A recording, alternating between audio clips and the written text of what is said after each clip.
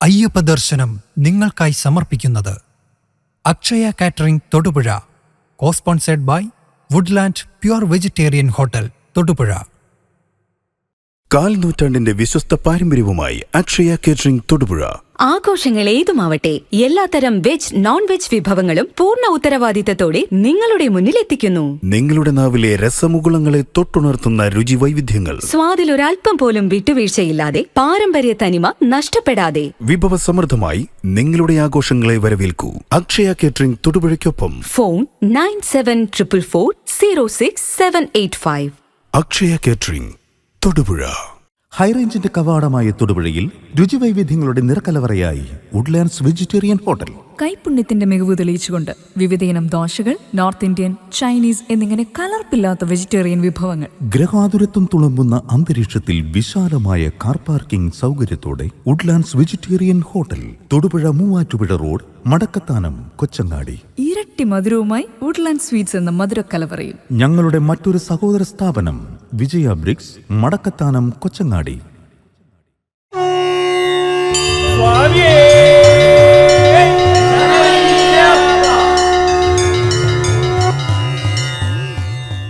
സ്വാമിയേ ശരണമയ്യപ്പ, സ്വാമിയേ ശരണമയ്യപ്പ, സ്വാമിയേ ശരണമയ്യപ്പ, ഹരിഹരസുതനാനന്ദചിത്തനയ്യനയ്യപ്പ, സ്വാമിയേ ശരണമയ്യപ്പ. ഇന്ന് ധനുമാസം 5-ാം തീയതി, പൊന്നമ്പല നട തുറന്നിട്ട് 35-ാമത് ദിവസം.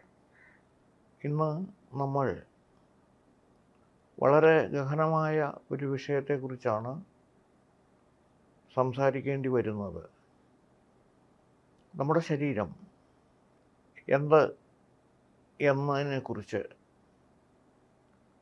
ഭൗതിക ശരീരം അഥവാ സ്ഥൂല ശരീരം എന്ന് പറയാം. നമ്മുടെ നോട്ടത്തിൽ കയ്യും കാലും, കണ്ണും മൂക്കും, തലയും കഴുത്തും എല്ലാം ഏകദേശം ഒരുപോലെ തന്നെ ഇരിക്കുന്ന, കരചരണാദി അവയവങ്ങളെല്ലാം ഒരുപോലെ തോന്നിക്കുന്ന ശരീരമാണ് മനുഷ്യ ശരീരം. ആ മനുഷ്യ ശരീരത്തെ സംബന്ധിച്ചിടത്തോളം വളരെ കൃത്യമായിട്ട് അപഗ്രഥിച്ച് തുഞ്ചത്താചാര്യൻ ഹരിനാമകീർത്തനത്തിൽ നമുക്ക് വ്യക്തമാക്കി തരുന്നുണ്ട്. എല്ലാവർക്കും അറിയാവുന്നതാണ്, എങ്കിലും ഞാനൊന്ന് ഓർമ്മിപ്പിക്കുന്നു. അയ്യഞ്ചുമഞ്ചുമുടൻ അയ്യാറുമെട്ടുമുടൻ ഔവണ്ണമെട്ടുമുടൻ എൺമൂന്നുമേഴുമഥ ചൊവ്വോടൊരഞ്ചുമപി രണ്ടൊന്നു തത്വം അതിൽ മേവുന്നു. സാക്ഷാൽ നാരായണൻ എന്ന് പറഞ്ഞാൽ പരമാത്മാവ് കുടികൊള്ളുന്ന ഈ ശരീരം 96 തത്വങ്ങൾ കൊണ്ട് ഉണ്ടായതാണ്. ആ 96 തത്വങ്ങളെയാണ്, ആ തത്വങ്ങളിലുള്ള നമ്മുടെ ഈ ശരീരത്തിൻ്റെ ഉള്ളിലുള്ള സ്ഥൂല ശരീരം, സൂക്ഷ്മ ശരീരം, കാരണശരീരം. അതിൽ കാരണശരീരം എന്ന് പറയുന്ന ഭാഗത്തെക്കുറിച്ച് അപഗ്രഹിക്കാനും മനസ്സിലാക്കാനും വേണ്ടിയിട്ടാണ് നമ്മൾ ഇന്ന് ഈ വിഷയം ഗഹനമാണെന്ന് വ്യക്തമാക്കിയത്. നമുക്ക് ആദ്യം മുതൽ ആരംഭിക്കാം. അപ്പോൾ സ്ഥൂല ശരീരത്തിൽ അതിൻ്റെ അവസ്ഥ ഒരു വാക്കിൽ പറയുന്നതിനു പകരം എങ്ങനെ എന്നുള്ളത് ആദ്യം വിശദീകരിക്കാം. കരചരണാദി അവയവങ്ങളോടും രക്താദി ധാതുക്കളോടും വാത പിത്ത കഫങ്ങൾ, ത്രിദോഷങ്ങൾ എന്നാണ് അവയെ പറയുന്നത്, മലമൂത്രങ്ങളോടും കൂടിയ പഞ്ചീകൃത ഭൂതോർത്ഥമായ പഞ്ചഭൂതങ്ങൾ കൊണ്ട് നിർമ്മിച്ചിരിക്കുന്ന ശരീരമുള്ള നമ്മൾ, അതിലെ പഞ്ചപ്രാണനുകളും ഉൾപ്പെടുന്നതാണ് സ്ഥൂല ശരീരം. അതിനുള്ളിലുള്ള, അതായത് സ്ഥൂല ശരീരത്തിനുള്ള ഉള്ളിലുള്ള അപഞ്ചീകൃത ഭൂതോത്ഥമായ സൂക്ഷ്മ ശരീരം, ഈ 2 ശരീരങ്ങൾക്കും കാരണമായ മൂലജ്ഞാനമാകുന്ന ചൈതന്യവത്തായ സ്വരൂപമാണ് കാരണശരീരം. അതിലെ സൂക്ഷ്മ കാരണ ശരീരങ്ങളെ നമുക്ക് അനുഭവിക്കാൻ സാധിക്കുമെന്നുള്ളതല്ലാതെ നേരിട്ട് കാണാൻ സാധിക്കില്ല.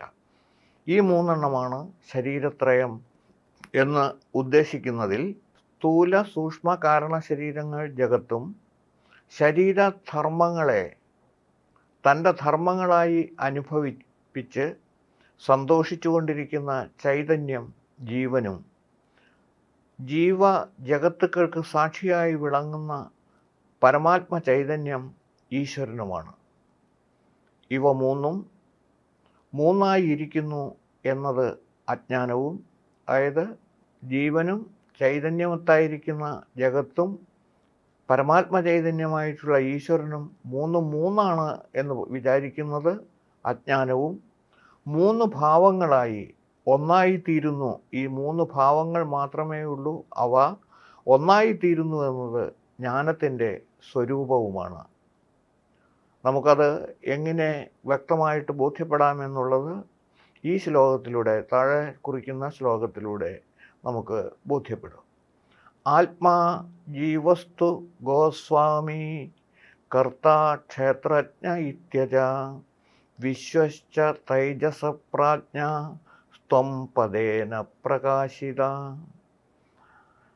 ജാഗ്രത്, സ്വപ്ന, സുഷുപ്തി അവസ്ഥാത്രയങ്ങളെ താൻ തന്നെ വളർത്തിക്കൊണ്ടുവന്ന ആഗ്രഹ പരമ്പരകൾ, കർമ്മസമൂഹങ്ങൾ, അനുഭവ വിശേഷങ്ങൾ കൊണ്ട് തപിച്ച് വൈരാഗ്യം വന്ന് സംസാരത്തിൽ നിന്നും പിന്തിരിഞ്ഞ് ഈശ്വരോപാസന ചെയ്യുമ്പോൾ ക്രമേണ സത്യത്തെ നമുക്ക് ബോധ്യപ്പെടാനാവും, അറിയാനാവും.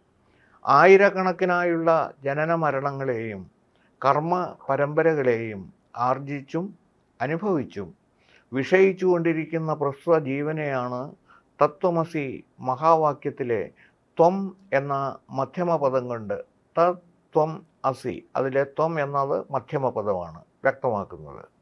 ഒരേ ജീവനെ തന്നെ അവസ്ഥ വ്യത്യാസത്താൽ വിശ്വൻ എന്നും തൈജസൻ എന്നും പ്രാജ്ഞൻ എന്നും പറയുന്നു.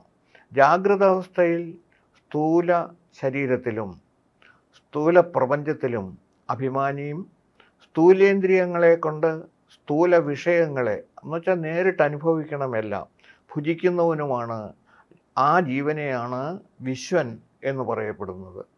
സ്വപ്നാവസ്ഥയിൽ സൂക്ഷ്മ ശരീരത്തിൽ അഭിമാനിയായി സൂക്ഷ്മേന്ദ്രിയങ്ങളെ കൊണ്ട് വാസന അണുക്കളുടെ വികാസമാകുന്ന സൂക്ഷ്മ വിഷയങ്ങളെ അനുഭവിക്കുന്ന ജീവനെ തൈജസൻ എന്ന് പറയുന്നു.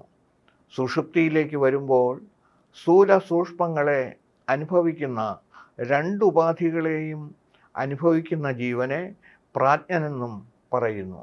സുഷുപ്തിയിൽ സ്ഥൂല സൂക്ഷ്മങ്ങളായ രണ്ടുപാധികളെയും വിട്ട് മൂലവിദ്യയാകുന്ന തമസിൽ മുഴുകുന്ന ജീവനെയാണ് പ്രാജ്ഞനെന്ന് വിളിക്കുന്നത്. ഇങ്ങനെ മൂന്ന് വകഭേദങ്ങൾ അല്ലെങ്കിൽ വ്യത്യാസങ്ങൾ ഒരേ ജീവന് സംഭവിക്കുന്നത് അവസ്ഥാവ്യത്യാസം കൊണ്ടും ഉപാധി വ്യത്യാസം കൊണ്ടും മാത്രമാണ്. അവസ്ഥകൾ ബുദ്ധിയുടെ ധർമ്മം മാത്രമാണെങ്കിലും അതത് അവസ്ഥയിൽ എത്തുമ്പോൾ അതിനെ പൂർണ്ണമായി അഭിമാനിച്ച് അതിൻ്റെ ധർമ്മങ്ങൾ തന്നെ ധർമ്മങ്ങൾ ആണെന്ന ബോധത്തോടെ അനുഭവിക്കുന്നതിനാൽ അവസ്ഥകളിൽ ജീവന് താതാത്മ്യഭാവം ഉണ്ടാകുന്നു. ഇതിൽ ഓരോ അവസ്ഥയിലും ജീവൻ തന്മയത്വം കൊണ്ട് സുഖിയും ദുഃഖിയും മുഷ്കനും ഹൃഷ്ടനും ഒക്കെയാവുന്നു. അവസ്ഥാത്രയത്തിൽ ഭ്രാന്തിയോടുകൂടെ ചുറ്റിത്തിരിയുന്ന ജീവനെയാണ് ആത്മാവ് എന്നും ജീവനെന്നും ഗോസ്വാമിയെന്നും കർത്താവെന്നും ക്ഷേത്രജ്ഞനെന്നും ഒക്കെ പറയുന്നത്. അതേ ജീവനെ തന്നെയാണ് അവസ്ഥ വ്യത്യാസം ഹേതുവായിട്ടുള്ള വിശ്വനെന്നും തൈജസനെന്നും പ്രാജ്ഞനെന്നും പറയുന്നത്. ഈ ജീവനെയാണ് മഹാവാക്യത്തിലെ ത്വം പദം കൊണ്ട് പ്രകാശിപ്പിക്കുന്നത്.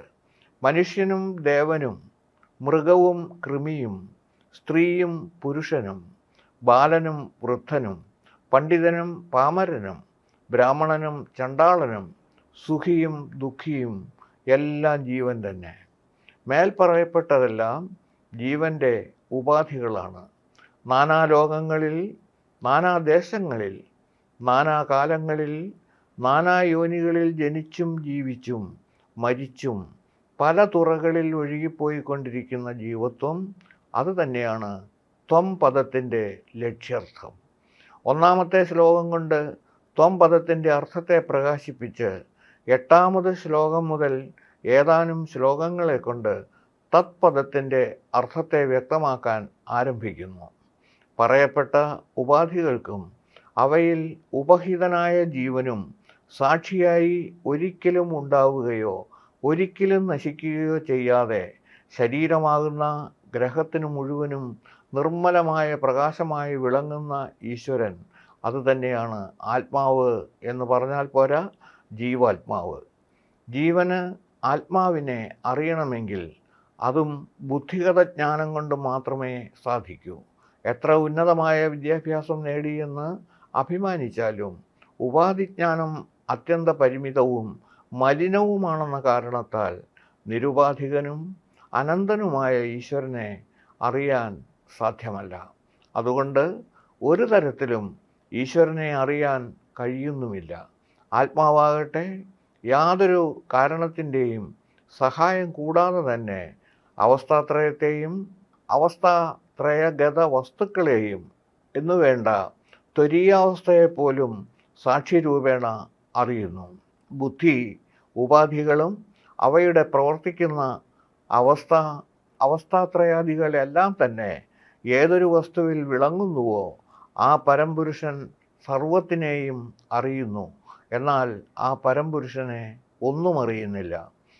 കാലദേശാദി സർവോപാധികളെയും അതിവർത്തിച്ച് ഏകവും അഖണ്ഡവും ശാശ്വതവുമായി വിളങ്ങിക്കൊണ്ടിരിക്കുന്നതാണ്. അതുതന്നെയാണ് ആ പരംപുരുഷൻ, അതുതന്നെയാണ് ആത്മാവ്. അതൊരിക്കലും ഉദിക്കുകയോ അസ്തമിക്കുകയോ ഉണ്ടാവുകയോ ഇല്ലാതാവുകയോ ഏറ്റക്കുറവുള്ളതായി തീരുകയോ രൂപാന്തരപ്പെടുകയോ ചെയ്യുന്നില്ല. എവിടെയും എപ്പോഴും ഒരുപോലെ തന്നെ ഇരിക്കുന്നു. അതുതന്നെ ആത്മാവ്. യഥാ ദധിഗതം സർപ്പേ സ്ഥിലേഷു ച രസോവര പുഷ്പേഷു പുഷ്പനിര്യാസ ആത്മാദേഹേ വ്യവസ്ഥിത. എന്താ ശ്ലോകത്തിൻ്റെ അർത്ഥം എന്ന് നമുക്കൊന്ന് നോക്കാം. തൈരിൽ നെയ്യ് എന്ന പോലെയും എള്ളിൽ എണ്ണ എന്ന പോലെയും പുഷ്പത്തിൽ വാസന എന്ന പോലെയും പറയപ്പെട്ട ആത്മചൈതന്യം ശരീരത്തിൽ വ്യാപ്തമായിരിക്കുന്നു. തൈരിലെ നെയ്യും എള്ളിലെ എണ്ണയും എടുക്കാൻ എപ്രകാരം പ്രയത്നവും ഹേയാംശതത്വവും ആയിരിക്കുന്നുവോ അതുപോലെ ശരീരത്തിൽ നിന്നും സർവത്ര വ്യാപൃതനായ ആത്മചൈതന്യത്തെ തിരിച്ചറിയാനും പ്രയത്നവും ഹേയാംശ പരിത്യാഗവും ആവശ്യമായിട്ടിരിക്കുന്നു. ഭൗതിക പ്രശ്നം കൊണ്ട് മേൽ കാണിച്ച പ്രവൃത്തികൾ നമുക്ക് സാധിക്കാം. ഭൗതിക പ്രയത്നം എന്നുദ്ദേശിച്ചു കഴിഞ്ഞാൽ നമ്മൾ ഈശ്വരചിന്തയോടുകൂടി നാമജപം അതുപോലെയുള്ള കാര്യങ്ങൾ കൊണ്ട് അത് സാധിക്കാം. പക്ഷേ കാലം ഏറെ അതിനാവശ്യമാണ്. ശരീരഗതമായ ആത്മചൈതന്യത്തെ സാക്ഷാത്കരിക്കാൻ ഭൗതിക പ്രയത്നത്താൽ കഴിയുകയില്ല തന്നെ. അതിന് സംസാരവാസനകളാകുന്ന ഹേയാംശത്തിൻ്റെ പരിത്യാഗവും സാധനാനുഷ്ഠാനമാകുന്ന പ്രയത്നവും ഒരേ സമയത്തുണ്ടായാൽ ആത്മസ്വരൂപം സാക്ഷാത്കരിക്കപ്പെടുക തന്നെ ചെയ്യും.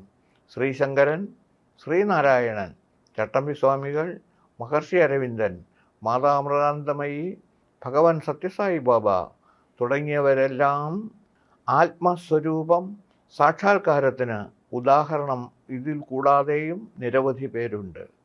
ജീവൻ്റെ സ്ഥാനവിശേഷങ്ങളെയും ഭോഗവിശേഷങ്ങളെയും അറിയണം. ഏകനായ ജീവനെ വിശ്വൻ, തൈജസൻ, പ്രാജ്ഞൻ എന്നീ തരത്തിൽ വിശേഷിപ്പിച്ചതാകുന്നു. അവസ്ഥാവ്യത്യാസം കൊണ്ടും ഉപാധി വ്യത്യാസം കൊണ്ടും മാത്രമാണ് ഒരേ ജീവന് തന്നെ 3 വകഭേദം പറയപ്പെട്ടത്. അതുപോലെ തന്നെ അവയ്ക്ക് സ്ഥാനവ്യത്യാസവും പറയപ്പെട്ടിരിക്കുന്നു. ജാഗ്രത അവസ്ഥയിൽ സ്ഥൂല ശരീരാഭിമാനിയായ വിശ്വൻ വലത് കണ്ണിലും, സ്വപ്നാവസ്ഥയിൽ തൈജസൻ മനസ്സിലും, സുഷുപ്തിയിൽ കാരണശരീരത്തിൽ ലയിച്ച പ്രാജ്ഞൻ ഹൃദയാന്തർഭാഗത്തെയും അധിവസിക്കുന്നു. കണ്ണു തുറന്നിരിക്കുമ്പോൾ മറ്റു 4 ഇന്ദ്രിയങ്ങളും അടഞ്ഞിരുന്നാലും ജാഗ്രതാവസ്ഥ അവസാനിക്കുന്നില്ല. കണ്ണടഞ്ഞാലോ മറ്റെല്ലാ ഇന്ദ്രിയങ്ങളും തുറന്നിരുന്നാലും ജാഗ്രതാവസ്ഥ അവസാനിച്ച് സ്വപ്നാവസ്ഥ ആരംഭിക്കുന്നു. ജാഗ്രതാവസ്ഥയുടെ ഭോക്താവായ വിശ്വൻ വലത് കണ്ണിലാണ് അധിവസിക്കുന്നതെന്ന് വ്യക്തമാണ്.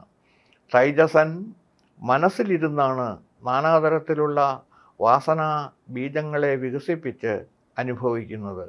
മനസ്സിനെ വിടുമ്പോൾ സ്വപ്നാവസ്ഥയും അവസാനിപ്പിച്ച് സുഷുപ്തി ആരംഭിക്കുന്നു. സുഷുപ്തിയിൽ പ്രാജ്ഞനാകട്ടെ ഹൃദയത്തിലാണ് ഇരിക്കുന്നത്. ഹൃദയത്തിൽ നിന്ന് പുറത്തു കടന്നാൽ സുഷുപ്തി അവസാനിച്ചു.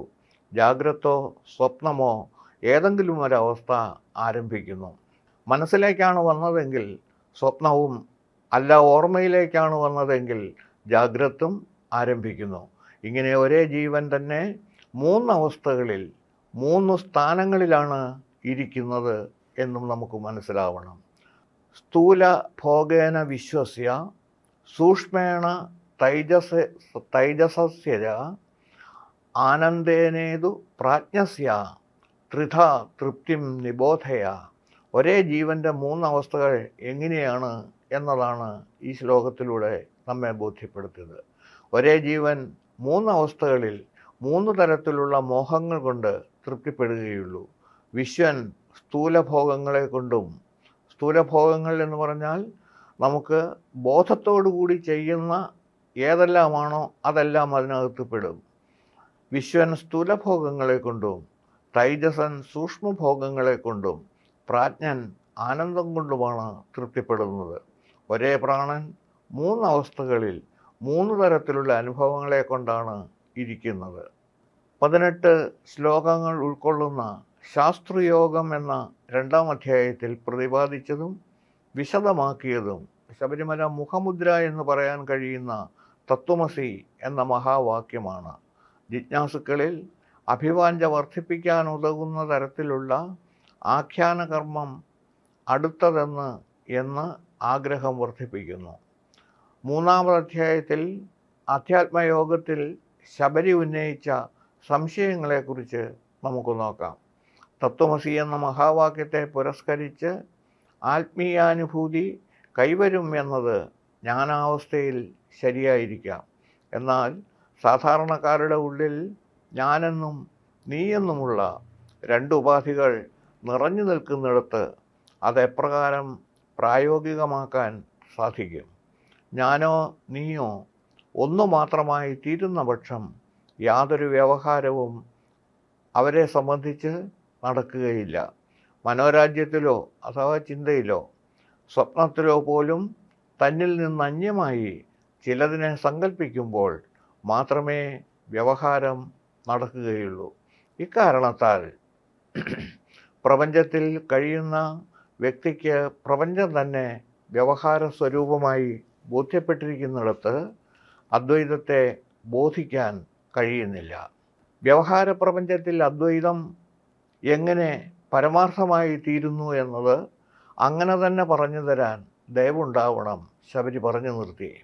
ജ്ഞാനാചാര്യനായ ഭഗവാൻ പറഞ്ഞു, അത് എന്നിൽ നിന്ന് അന്യമായി എന്തെങ്കിലും ഉണ്ടായാൽ മാത്രമേ രാഗമാവട്ടെ ദ്വേഷമാവട്ടെ ഉണ്ടാവാൻ സാധ്യമാവൂ.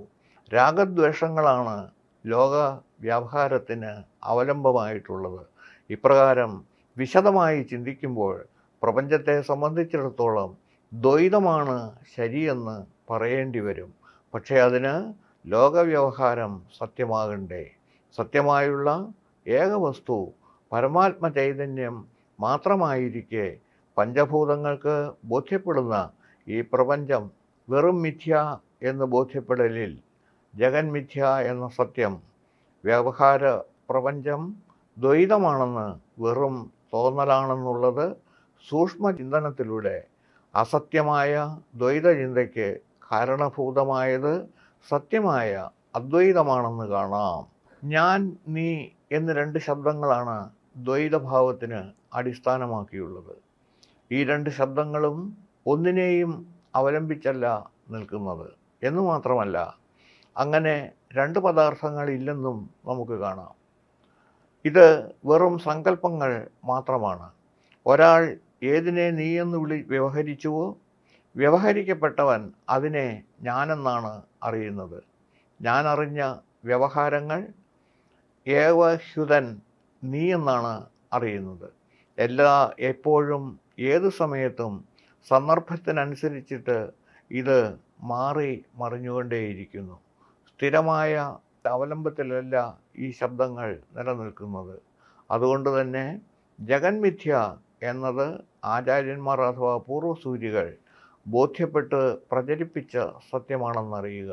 ശബ്ദായമാനമായ ദ്വൈത പ്രപഞ്ചത്തിനും അവലംബമായിട്ടിരിക്കുന്നത് ശാന്തമായ അദ്വൈത ചൈതന്യമാണെന്ന് കാണാം. മിഥ്യയായിരിക്കുന്ന ദ്വൈത പ്രപഞ്ചത്തിലും സത്യമായുള്ളത് അദ്വൈത ചൈതന്യം മാത്രമാണെന്ന് ബോധ്യപ്പെടണം. ഭക്തനായ പൂജകൻ ധ്യാനം കൊണ്ടും മന്ത്രജപം കൊണ്ടും സ്വയം ഇഷ്ടദേവതയായിട്ടാണ് തൻ്റെ ഇഷ്ടദേവതാ പൂജ നടത്തുമ്പോൾ ഇരിക്കുന്നത്. ഇഷ്ടദേവതയെ ആവാഹിക്കുന്നത് തന്നിൽ നിന്ന് തന്നെയാണ്. അപ്പോൾ പൂജകനും പൂജ്യനും ഒരാളായി തീർന്നിരിക്കുന്നു. താൻ തന്നെ പൂജകനും പൂജ്യനും എന്നതിൽ നിന്ന് ശിവനും താനും ഒന്നാണെന്ന ബോധ്യം ഉണ്ടായേ പറ്റൂ. അതാണ് ശിവോഹം അഹം ശിവാഹ എന്ന ജപത്തിൽ നിന്ന് വ്യക്തമാകുന്നത്. ദ്വൈതമല്ല, യഥാർത്ഥമായുള്ളത് അദ്വൈത ചൈതന്യം തന്നെയാണ്. ജ്ഞാനമാർഗത്തിലൂടെ ചരിക്കുന്ന വ്യക്തിക്ക് ജ്ഞാനസമ്പാദനത്തിൻ്റെ മൂർധന്യത്തിൽ അജ്ഞാനസ്വരൂപമായ ദ്വൈത പ്രപഞ്ചബോധം ആകാശത്തിലെ നീലാതിവർണം എന്നതുപോലെ മിഥ്യാ പ്രതീതി മാത്രമായി തീരും. വ്യക്തമായും ഞാനും നീയുമില്ല, ഉള്ളത് അതുമാത്രം. ആത്മബോധം കൊണ്ട് മാത്രമേ ഇത് സാധിക്കൂ എന്ന് നാം മനസ്സിലാക്കണം. ഒന്നുകൂടി വ്യക്തമാക്കിയാൽ ഇതിനെല്ലാം കാരണം മനസ്സിൻ്റെ വിഭ്രാന്തി മാത്രമാണ്. ഇല്ലാത്തതിനെ ഉണ്ടെന്ന് സങ്കല്പിച്ച് സ്വയം സൃഷ്ടാവാകുന്ന വിഭ്രാന്തികൾ. കയറിലെ പാമ്പ്, രജ്ജുവിലെ സർപ്പം യഥാർത്ഥത്തിലുള്ളതല്ല. അതേപോലെ കുറ്റിയിൽ ആരോപിക്കപ്പെട്ട ഭൂതവും ഉണ്ടായിരുന്നതല്ല. രജ്ജു സർപ്പത്തെയും കുറ്റിയിലെ ഭൂതത്തെയും കേവലം വെളിച്ചം ലഭിച്ചപ്പോൾ, മാംസചക്ഷുസ്സുകൾക്ക് കാഴ്ച ലഭിച്ചപ്പോൾ ഇല്ലാത്തതിനെ സങ്കല്പിച്ചതാണെന്ന് ബോധ്യപ്പെട്ടു. ഈ യാഥാർത്ഥ്യം ആന്തരിക കാഴ്ച ലഭിക്കുന്നതോടെ അകക്കണ്ണു തുറക്കുന്നതിലൂടെയാണ് ലഭ്യമാകുന്നത്. ജഗത്തല്ല, അത് പരമാത്മ ചൈതന്യം മാത്രം. അയ്യപ്പഗീതയിലെ 3 അധ്യായങ്ങളിലായി ശ്രീധർമ്മശാസ്താവിൻ്റെ ഉൽപ്പത്തിയും അനുബന്ധ കഥകളും തത്വമസി പൊരുളും അജ്ഞാനസ്വരൂപമായ ദൃശ്യദ്വൈത പഞ്ചമിഥ്യാദി ബോധവും വെളിവാക്കപ്പെട്ട് കഴിഞ്ഞു. അധ്യാത്മയോഗം പൂർത്തിയാക്കാൻ സാധിച്ചതിലൂടെ തത്വം കുറച്ചുകൂടി വെളിവാക്കാനായി നമുക്ക് സാധിച്ചു. ഇന്നത്തെ ഈ ഭാഗം ഇതോടുകൂടി പൂർത്തിയാകുന്നു. നാളെ 36ാമത് എപ്പിസോഡിൽ പ്രധാനമായി ചിന്തിക്കാനുള്ളത് ഭക്തിയോഗത്തെക്കുറിച്ചാണ്. നാളെ ഭക്തിയോഗത്തിലേക്ക് പ്രവേശിക്കുമ്പോൾ ബഹുമാന്യരെ എല്ലാവരെയും നിങ്ങളെ ക്ഷണിക്കുന്നു. ശബരിമല തീർത്ഥാടനത്തിന് പോകാൻ തയ്യാറായിരിക്കുന്ന ഓരോ സ്വാമിമാരും, എന്നെ ശ്രവിക്കുന്ന ഓരോ സ്വാമിമാരും അവരുടെ ഉള്ളിൽ സൂക്ഷിക്കേണ്ട 2 പ്രധാന കാര്യങ്ങൾ ഈ അവസരത്തിൽ നിങ്ങളുടെ മുമ്പാകിൽ പ്രാർത്ഥനാപൂർവം സമർപ്പിക്കുന്നു. ഒന്ന്, ഏറ്റവും പവിത്രമായി ശബരിമലയിലേക്ക് കൊണ്ടുപോകുന്ന ഇരുമുടിക്കെട്ടിൽ 1 ഗ്രാം പ്ലാസ്റ്റിക് സാധനങ്ങൾ പോലും ഇല്ല എന്ന് ഉറപ്പുവരുത്തണം. കെട്ടുനിറയ്ക്കുമ്പോൾ യാതൊരു കാരണവശാലും നമ്മുടെ കയ്യിൽ നിന്ന് ശബരിമലയ്ക്ക് വിഘാതമായി തീരുന്നതായ യാതൊരുവിധ വസ്തുക്കളും കൊണ്ടുപോകുന്നില്ല എന്ന് ഉറപ്പുവരുത്തുക. കടകളിൽ ചെന്ന് വാങ്ങിക്കുന്ന ശബരിമല യാത്രയ്ക്കുള്ള സാധനങ്ങളിൽ അവർ നിർബന്ധപൂർവ്വം നിങ്ങൾക്ക് തരുന്ന 2 സാധനങ്ങളാണ്. ഒന്ന് പനിനീര്, മറ്റൊന്ന് തേൻ. ഈ 2 സാധനങ്ങളും വാങ്ങിക്കാതിരിക്കേണ്ട, അത് വാങ്ങിക്കുക. കെട്ടുനിറയ്ക്കുന്നത് വീട്ടിൽ വച്ചായാലും ക്ഷേത്രത്തിൽ വച്ചായാലും അവിടെ തയ്യാറാക്കുന്ന പഞ്ചാമൃതത്തിൽ നമുക്ക് തേൻ ഒഴിക്കാനായിട്ട് സാധിക്കും. ആ കുപ്പി ഇവിടെ തന്നെ ഒഴിവാക്കാം. രണ്ടാമതൊരു കുപ്പി നമ്മുടെ കയ്യിൽ വരുന്നത് പനിനീരാണ്. ആ പനിനീര് നാം നമ്മുടെ കെട്ടുനിറയിൽ പങ്കെടുക്കാനായി വരുന്ന സ്വാമിമാർക്ക് നെറ്റിയിൽ തൊടുന്നതിന് വേണ്ടി, നമുക്ക് കിട്ടിയിട്ടുള്ള കളഭം കലക്കുന്നതിന് വേണ്ടി, അതിന് സുഗന്ധപൂരിതമാക്കാൻ വേണ്ടി പനിനീര് ഉപയോഗിക്കാം. അപ്പോൾ പനിനീരും അതേപോലെ തന്നെ തേനും നമ്മൾ ഉപയോഗപ്പെടുത്തുകയും ചെയ്തു. ഇത് രണ്ടും സന്നിധാനത്തേക്ക് കൊണ്ടുപോവുകയും വേണ്ട. അപ്പോൾ പ്രധാനമായി പ്ലാസ്റ്റിക് ഒഴിവാക്കുക, ഈ രണ്ട് കുപ്പികൾ ഒഴിവാക്കുക. ആരെങ്കിലും ചോദിച്ചാൽ നിങ്ങൾ പറയേണ്ട 2 കാര്യങ്ങൾ കൂടി സൂചിപ്പിക്കട്ടെ. ഒന്ന്, മാളികപ്പുറത്ത് ചില സ്വാമിമാരെങ്കിലും നാളികേരം ഉരുട്ടുന്നു. എന്തുകൊണ്ട് ഉരുട്ടുന്നു എന്ന് ചോദിച്ചാൽ എല്ലാവരും ചെയ്യുന്നു, ഞാനും ചെയ്യുന്നു എന്നല്ല പറയേണ്ടുന്നത്. അമ്മയ്ക്ക് ചുറ്റും നമുക്ക് നാളികേരം ഉരുട്ടുന്നത്, നാളികേരം എന്നത് നാമായി തന്നെ കൊണ്ടുപോകുന്ന നാളികേരമാണ്. അത് ഉരുട്ടണം എങ്കിൽ വീട്ടിൽ നിന്നും ഭക്ത്യാദരപൂർവ്വം കൊണ്ടുപോകുന്ന നാളികേരം വേണം. നിങ്ങൾ അവിടെ വിൽക്കപ്പെടുന്ന നാളികേരത്തിൽ നിന്ന് ഒരെണ്ണം വാങ്ങിച്ചുരുട്ടുന്നതിൽ അർത്ഥമില്ല എന്ന് മനസ്സിലാക്കുക. ആ ഉരുട്ടുന്ന നാളികേരം നിങ്ങൾ തന്നെയാണ്. ശയനപ്രദക്ഷിണം നടത്തുന്നതിന് തുല്യമായിട്ടാണ് ഇത് ചെയ്യുന്നതെന്ന് ആര് ചോദിച്ചാലും പറയാൻ തയ്യാറാവുക. ഏറ്റവും പ്രധാനപ്പെട്ട മറ്റൊരു കാര്യമുള്ളത്, നമ്മുടെ കയ്യിൽ ശബരിമല തീർത്ഥാടനത്തിന് പോകുമ്പോൾ ഒരു സ്റ്റീൽ പ്ലേറ്റും ഒരു സ്റ്റീൽ ഗ്ലാസും നമ്മുടെ കയ്യിൽ കരുതുക. ദേവസ്വം നടത്തുന്ന അന്നദാനത്തിൽ നിന്നായാലും അയ്യപ്പ സേവാ സമാജം പോലുള്ള സംഘടനകൾ നടത്തുന്ന അന്നദാനത്തിനായാലും നമ്മുടെ പാത്രത്തിൽ തന്നെ അവിടെ നിന്നും ഭക്ഷണം വാങ്ങിച്ച് കഴിക്കാനായിട്ട് ഓരോരുത്തരും ശ്രമിച്ചാൽ പ്ലാസ്റ്റിക് കോട്ടഡായിട്ടുള്ള പ്ലേറ്റുകളുടെയും ഗ്ലാസുകളുടെയും ബാഹുല്യം നമുക്കൊരു പരിധിവരെ ഒഴിവാക്കാനായിട്ട് സാധിക്കും. അത് പരിസ്ഥിതിക്ക് ഗുണപ്രദമായ തരത്തിലേക്ക് മാറ്റാനും ശ്രമിക്കുക. ഇത് ഓരോ സ്വാമിമാരുടെയും മുമ്പിൽ പ്രാർത്ഥനാപൂർവം സമർപ്പിക്കുന്നു. ഏവരും ഇത് ശ്രദ്ധയിൽ കൊണ്ടുവരുവാൻ ഭഗവാൻ അയ്യപ്പസ്വാമി നിങ്ങളെ അനുഗ്രഹിക്കട്ടെ എന്ന് പ്രാർത്ഥിക്കുന്നു. സ്വാമിയേ ശരണമയ്യപ്പ.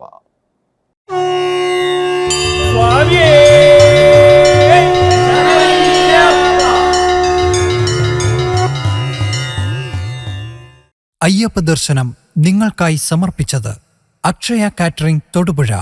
കോസ്പോൺസേഡ് by Woodland pure vegetarian hotel Thodupuzha.